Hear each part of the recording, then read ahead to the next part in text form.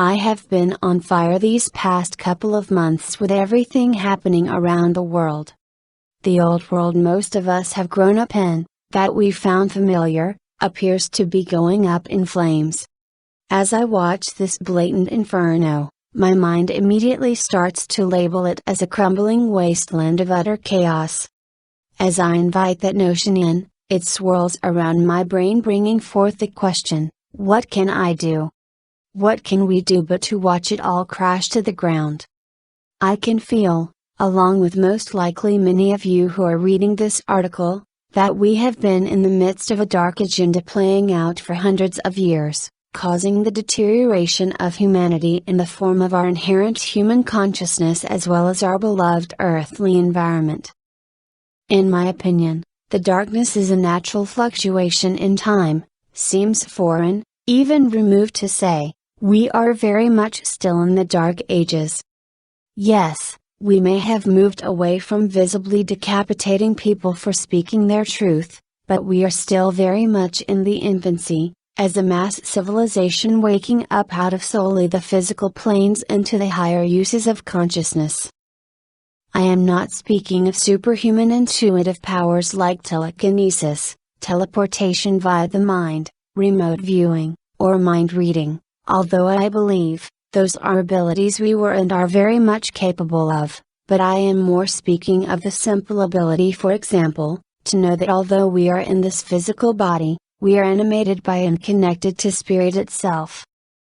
Meaning that any person outside of yourself, is an active aspect of you, he or she is literally a part of you.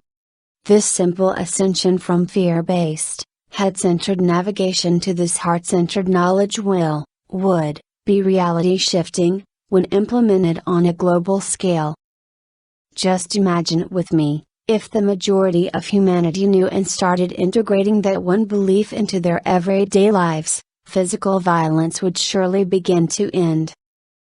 With each bomb that is detonated, it seems to shatter a layer of the collective consciousness, and yet underneath the rubble of this war zone we call our home, this attack on our and my consciousness and in our physical world, survives a deep inner truth.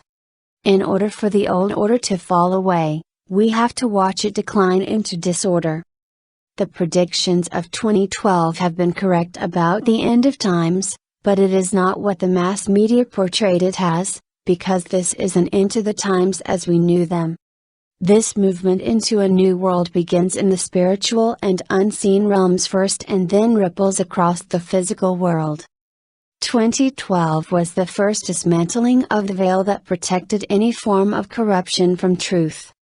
We are here to watch it all come down, and there is a ray of hope and end amongst this storm. There is a centralized theme in truth that has reigned through history, that through the darkness comes the light once again. Everything in the universe is a mirror of itself, and this works with the geometry of space-time as well. Similar to the shape of our DNA, the storage house for all of our ancestors' journey through what we call epigenetics. The universe moves matter in a swirling, spiraling, up and down motion and in oscillating organic patterns. These waves echo throughout the procession of time and matter. There was a time in our history of knowing, the time of light, when the human races you rarely hear of ruled the planet. They still whisper gentle delights and enchantments into our hearts, if you listen. The Sumerians, Lemurians, and Atlanteans, you have most likely heard of one of these civilizations.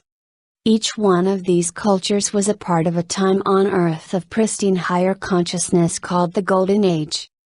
Just as we rose into this Golden Age, we have naturally declined into the Dark Ages. Whether this period of time was hijacked from us or whether it was destined from cosmic positioning, we will not know until we come into the great remembering and awakening once again.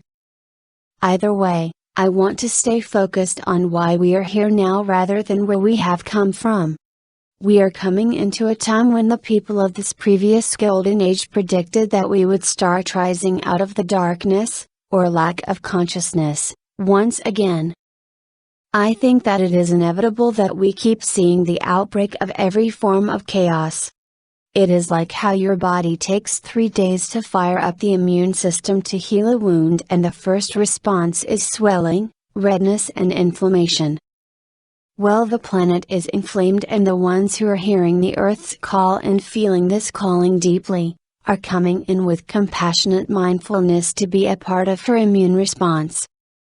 The more chaotic that our environment gets, the more it is an unraveling of all of the corruption that has been hidden or blatantly and uncontrollably exercised upon the people for hundreds of years. The people in power have been focusing on the control of human consciousness, and their usual tactics aren't working anymore, because we have reached a critical mass of enough of us who are awake, the 100th monkey effect. If you don't know what this is, Google it. The veil of control is visibly fading, failing and falling away. I wanted to write this because this is a reminder to others who have been putting in the work to clear their karmic cycles here, to awaken and center into the remembrance of their mission. You have heard many people say that there are the 1% that hold the majority of power and resources on the planet.